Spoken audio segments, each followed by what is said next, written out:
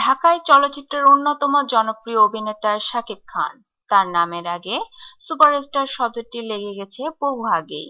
তার নামে number one Shakib Khan নামেও একটি সিনেমা নির্মিত হয়েছে, যা বাংলাদেশের অন্য কোনো নায়কের নামে এভাবে সিনেমা নির্মাণ করা হয়নি।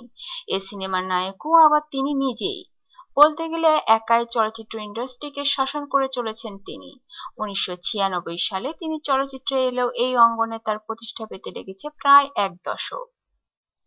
2006 সালে কোটি টাকার কাবিন ছবিটি দিয়ে লাইমলাইটে চলে আসেন শাকিব।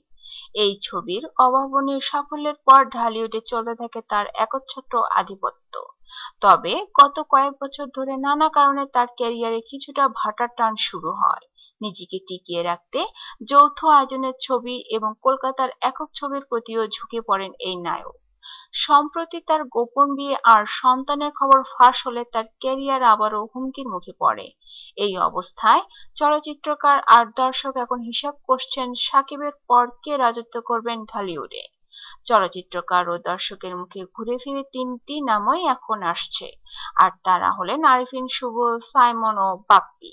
আরিফিন শুভ 2007 সালে মডেলিং এ দিয়ে যাত্রা শুরু করে পরবর্তীতে টিভি নাটকে অভিনয়ের মাধ্যমে আলোচনায় আসেন।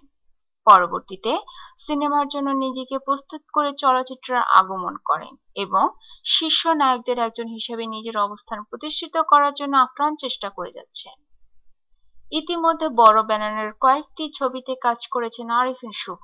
এর মধ্যে উল্লেখযোগ্য হলো তার কাটা, মুসাফির, কিস্তিমাত, নিয়তি, ধ্যাত্তেরিকা ইত্যাদি। ছবিগুলো দিয়ে উল্লেখ করার মতো সাড়া জাগাতে না পারলেও দর্শক আর নির্মাতা তাকে নিয়ে হতাশ নন। তাদের কথায়, ভালো নির্মাতার হাতে পড়লে শাকিব খানের শূন্যতা পূরণ করতে পারবেন তিনি। প্রখ্যাত চলচ্চিত্র নির্মাতা আজিজুর রহমান বলেন, নায়ক হওয়ার জন্য যেসব গুণ আর বৈশিষ্ট্য থাকা দরকার, শুভর মধ্যে তার প্রায় পুরোটাই আছে। এখন দরকার অভিনয়ের প্রতি তার একাগ্রতা। নির্মাতা জাকির হোসেন রাজুর আবিষ্কার সাইমন। জি হুজুর। সিনেমা দিয়ে সাইমনের যাত্রা শুরু। প্রথম সিনেমা থেকে শুরু করে অদ্যাবধি তিনি ভালো গল্পের ছবিতে অভিনয় করে যাচ্ছেন। এ পর্যন্ত বেশ কিছু সিনেমাতে অভিনয় করেছেন তিনি। কয়েকটি সিনেমা হিট হয়েছে। এসব সিনেমার মধ্যে রয়েছে পোড়ামন।